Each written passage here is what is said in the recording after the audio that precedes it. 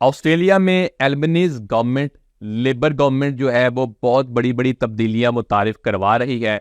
इन्होंने migration strategy और review के तहत इन्होंने बहुत सारी तब्दीलियां प्रपोज की थी और कहा यह था कि साल 2024 के अंदर हम बहुत सारी तब्दीलियां लेके आएंगे।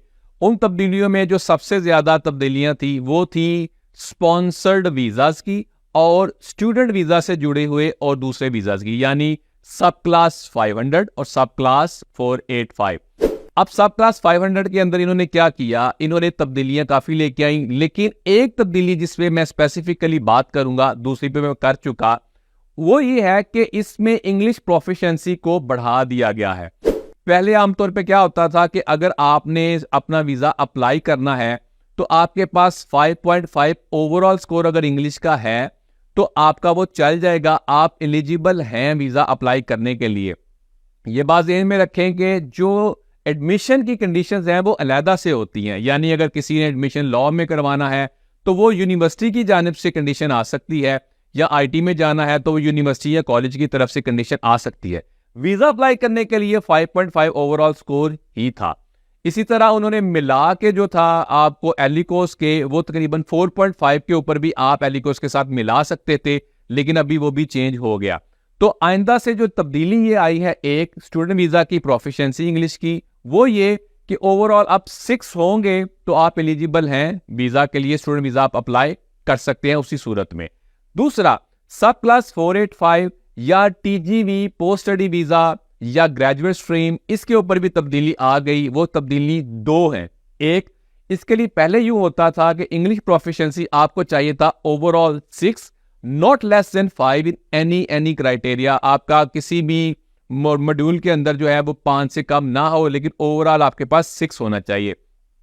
दूसरा, इसके लिए ये था कि आपका जो टेस्ट है वो 3 साल के लिए वैलिड होता था। बेशक आइट्स के ऊपर 2 साल ही लिखा आता था, तो ये 3 साल के लिए वैलिड होता था। अब उसकी वैलिडिटी भी कम करके 1 साल कर दिया, और ये 23 मार्च 2024 से तब्दीलियां आनी शुरू हो गई हैं। 2 और ब्रेक पॉइंट के जो स्टूडेंट वीजा के लिए इसकी वैलिडिटी है वो 2 साल ही रही, लेकिन सब क्लास 485 के लिए 1 साल कर दी गई है।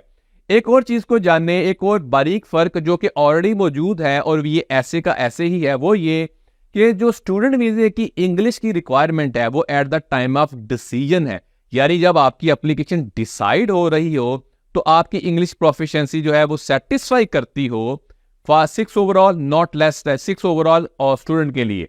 और इसी तरह 485 की जो है at the time of application है, यानी जब आप अप्लाई कर रहे हो आपके पास इंग्लिश का स्कोर होना चाहिए या टेस्ट उस डेट से पहले दे चुके हो और उससे जुड़ा हुआ स्कोर जो है वो होना चाहिए उतना कितना 6.5 ओवरऑल, नॉट लेस देन 6। ये एक नई तब्दीली है, इसको जानने समझें और इसको इसके मुताबिक लेके चलें। मैं आपको टेक्स्ट पढ़ के सुना देता हूं इसके लिए।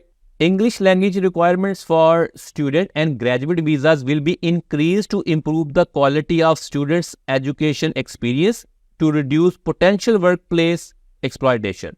Australia is a proud multicultural, multilingual country, but the migration review found student English language requirements may not set up students to succeed. English language requirements for student visas will be increased from IELTS 5.5 to 6 and for graduate visas from IELTS 6 to 6.5. तो ये वो तब्दीली है जिसके बारे में अभी Australian government ने इम्प्लीमेंट कर दिया और ये 23 मार्च 2024 से इम्प्लीमेंट होने जा रही है। अगर आप अप्लाई कर रहे हैं तो भाई अपने क्राइटेरिया को रिविजिट करके और समझ के तभी एप्लीकेशन अप्लाई करें या अप्लाई करवाएं। Follow for more. Thank you.